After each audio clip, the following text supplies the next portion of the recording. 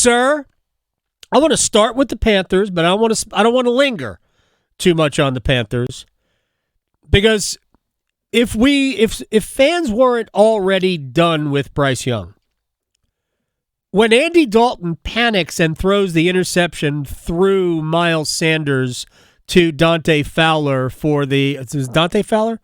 Whatever. Dexter Fowler? Yes. Dante Fowler. Dexter Fowler, Jr. Former big leaguer. Dante Fowler, not a former big leaguer.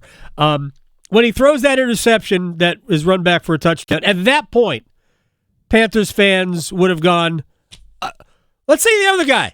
Let's see the other guy. Because Andy Dalton, the end of the game against Atlanta wasn't awesome. So that was really bad. That was bad at every possible level.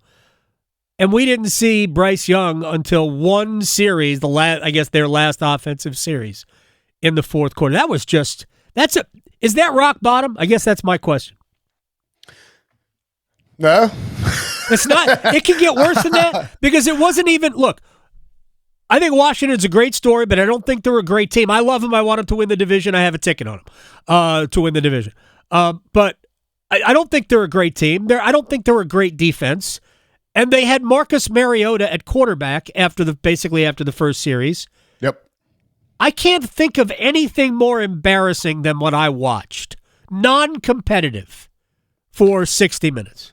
Yeah, I mean, you get, it's on the road in D.C., whatever, but you get blown out 40-7. I mean, I think anybody could do this. And I wrote this in my column today, which I filed late, so I don't know, you might not have seen it on your way to work. But shout out to the Legend of the Cobras Y Guides group that forced me to fall asleep after a weekend, and shout out to Tortugas Lie. After a weekend away with them, somebody needed some dad naps late and decided to write this morning. Anywho, I mean, I think what is the point of not just playing Bryce Young? Because one of two things is going to happen. Either he is going to send you hurtling towards the number one overall pick, which Andy Dalton's doing anyway. Right. I mean, Andy Dalton had 93 pass yards, 2 picks on 11 to 16 attempts, right?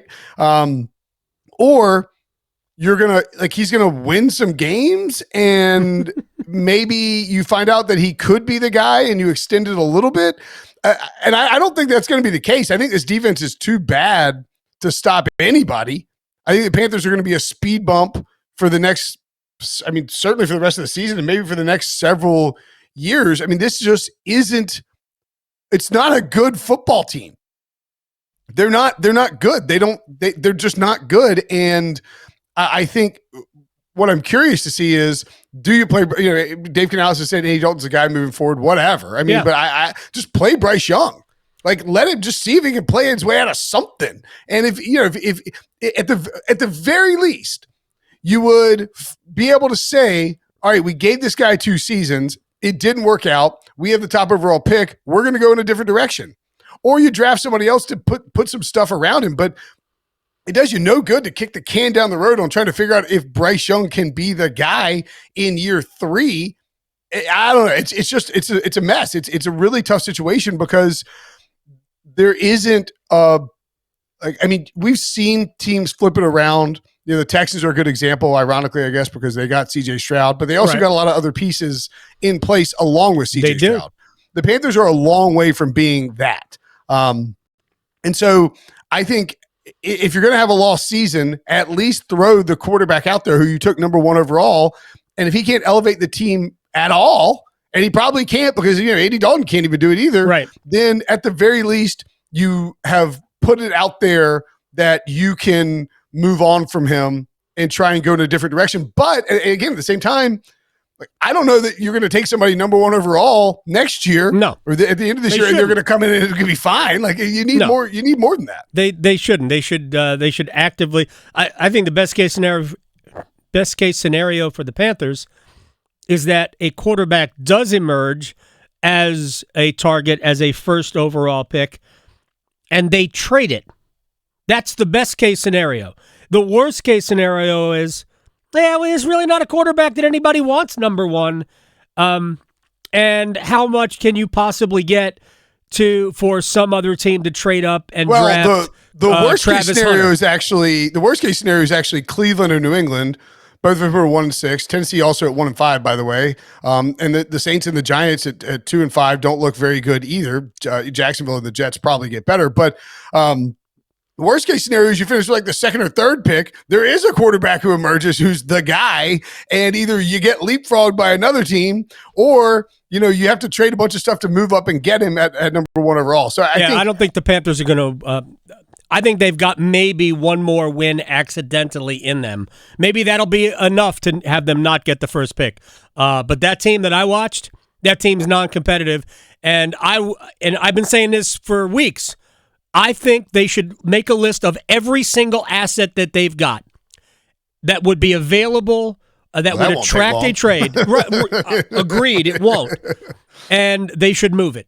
Every single asset that they've got, from whether it's Deontay Johnson, whether it's like Ike Ekwonu, who even if there's somebody who's like we can put it, because Ike's at the point where he is like you're getting on there on his rookie deal. Yep. You're going to have to decide, are we going to sign this guy? What are we going to do? There's certainly a team out there that would say, all right, this guy could probably play guard for us, and we can move him in right now. Well, go get. And they don't need guards, right? So I'm with you. I think that's a good idea. Of course they do, but just trade everything you can, get as many picks as you can. Yep. Try and slam a draft and hope that it's the impetus for turning things around. Like one draft, probably not going to turn the Panthers around, but one draft could turn the Panthers around, or at the very least could give them some building blocks to start to turn it around. There's no question. I'm going to transition to the Jets and the Steelers here. And the Jets, in terms of their personnel, think about the Sauce Gardner, Garrett Wilson, who is super disappointing. If you are a Jets fan, super disappointing this year. He had 2 bad drops. I still think he's a really great player. No, I'm not arguing that. But yesterday was super disappointing if you're a Jets fan. Breece Hall, right? The Jets have nailed the last several drafts, nailed it. And when the Aaron Rodgers experiment is over, they'll have to rebuild some things and they'll have some cap issues.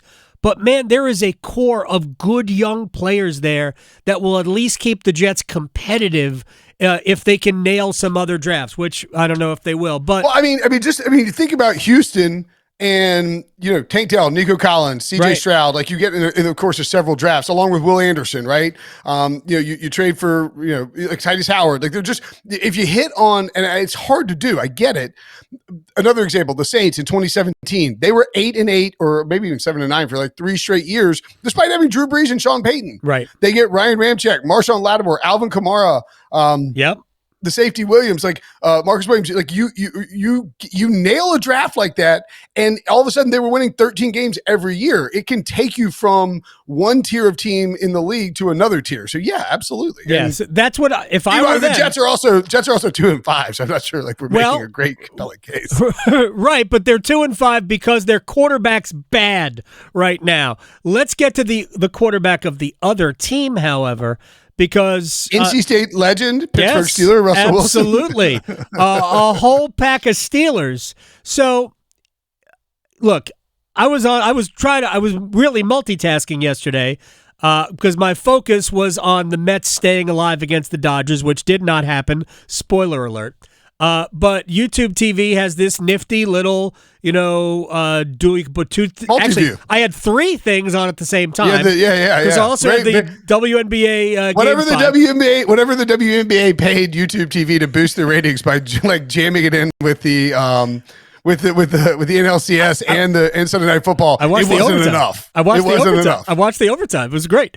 It's like kind of hard basketball to watch, but it was dramatic.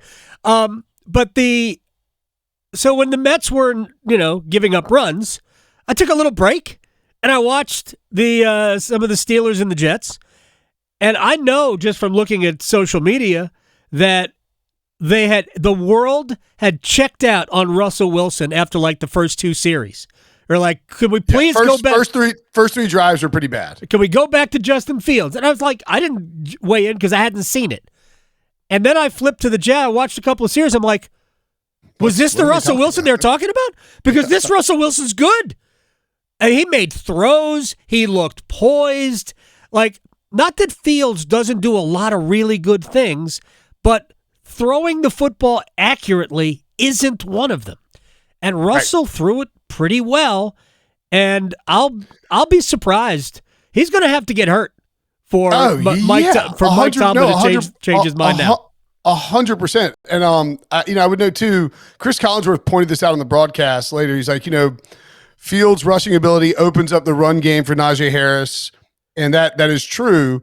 But he's like, what if Russell's deep ball ability, and I think Mike Tomlin had basically said this, and they were repeating, it's one of those things you get in the coaches meeting, you repeat on air, that what if Russ's deep ball opens it up? Well, according to my colleague Jacob Gibbs, percentage of rushes coming versus stacked boxes for Najee Harris in 2024, 20% with Justin Fields at quarterback, 5% with Russell Wilson at quarterback, and percentage of rushes coming for Najee against light boxes, 29% versus Fields, 52% versus Wilson. So Russell's ability to run play action, to throw accurately on these, he got lucky on like a couple pick and stuff, and he wasn't perfect, but he had a lot of time off. He's in a new system. It's relatively short week that this all happens. And like Harris ran really well. Jaylen Warren ran well. The Steelers were able to run the football because Russ is under there with the threat of play action and with the ability to throw these little short passes, whether it's a screen to Darnell Washington, over the middle to Pat Freiermuth. I don't think the Steelers offense is going to explode with Russ, but it opened up a lot of things that they didn't have before. And I think that's a big differentiator, especially when you have a great defense. Suddenly now you can win games a few different ways versus trying to just eke out a 17-16 victory. That Russell Wilson, they don't lose to the Cowboys.